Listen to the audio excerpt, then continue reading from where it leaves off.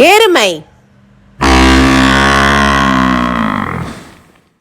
ஒரு ஊர்ல ஒரு வயசான ஃபார்மர் இருந்தாரு. அவர்கிட்ட 10 பசுமாடுங்க இருந்தது. அதுங்க கூட அவர் ரொம்ப ஹாப்பியா வாழ்ந்துட்டு இருந்தாரு. தினமும் காலையில அதுங்களுக்கு நிறைய சாப்பாடு கொடுப்பாரு. அவர்கிட்ட ஒரு எருமையும் இருந்தது. அவர்கிட்ட இருந்த மாடுகளிலே அவருக்கு இந்த எருமையை தான் ரொம்ப பிடிக்கும். அது ரொம்ப பாசமாவும் செல்லமாவும் பார்த்துப்பாரு. ஏன்னா அந்த எருமையினால அவருக்கு நிறைய காசு கிடைக்கும். தினமும் காலையில எல்லா மாடுகளையும் மேயறதுக்காக அவுத்து விடுவாரு. ஆனா இந்த எருமை மட்டும் வீட்லயே எல்லா சாப்பாடையும் சாப்பிட்டுட்டு போயிடும். மத்த மாடுகள்லாம் ஃபார்ம்ல மேய்ஞ்சிட்டு இருக்க நேரத்துல இந்த எருமை மட்டும் வீட்டுல நல்லா சாப்பிட்டுட்டு பக்கத்துல இருந்த பெரிய பாண்டுள்ள போய் ரெஸ்ட் எடுக்கிறதுக்காக உட்காந்துரும். காலையில இருந்து ஈவினிங் வரைக்கும் அந்த தண்ணி உள்ளே தான் இருக்கும்.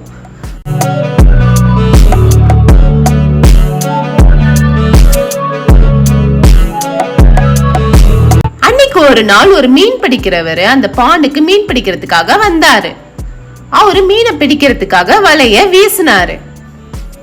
வீசினப்போ அவருக்கு பயங்கரமான ஒரு ஷாக் தெரிஞ்சது. என்னன்னா பாண்டுல முதல்ல இருக்கிறத பார்த்தாரு. பார்த்துட்டு யாரும் இந்த பாண்டு உள்ள வராதீங்க முதல்ல இருக்குன்னு கத்துனாரு.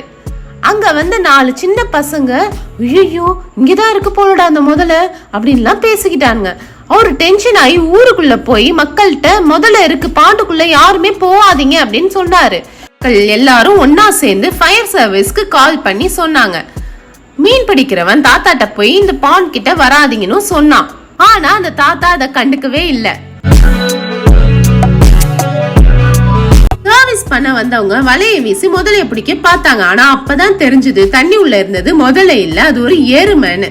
இத பார்த்த மக்கள் எல்லாரும் மீன் பிடிக்க வந்தவனை பார்த்து திட்ட ஆரம்பிச்சாங்க. இந்த எருமைய பார்த்தா நீ முதல்லன்னு சொல்லி எங்களெல்லாம் டென்ஷன் படுத்தி இப்படி கூட்டி நிக்க வச்சிருக்க அப்படின்னு கத்துனாங்க. இத கேட்டதும் மீன் பிடிக்கிறவன் பயந்துட்டு குடுகுடு குடுகுடுன்னு ஓட ஆரம்பிச்சுட்டான்.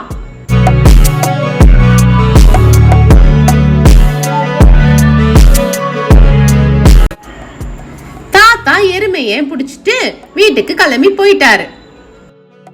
இந்த கதையில இருந்து நம்மளுக்கு என்ன தெரிய வந்துச்சு? கண்ணால பாக்குறதும் போய் காதால கேட்பதும் போய் தீர விசாரிச்சு செயல்படணும்.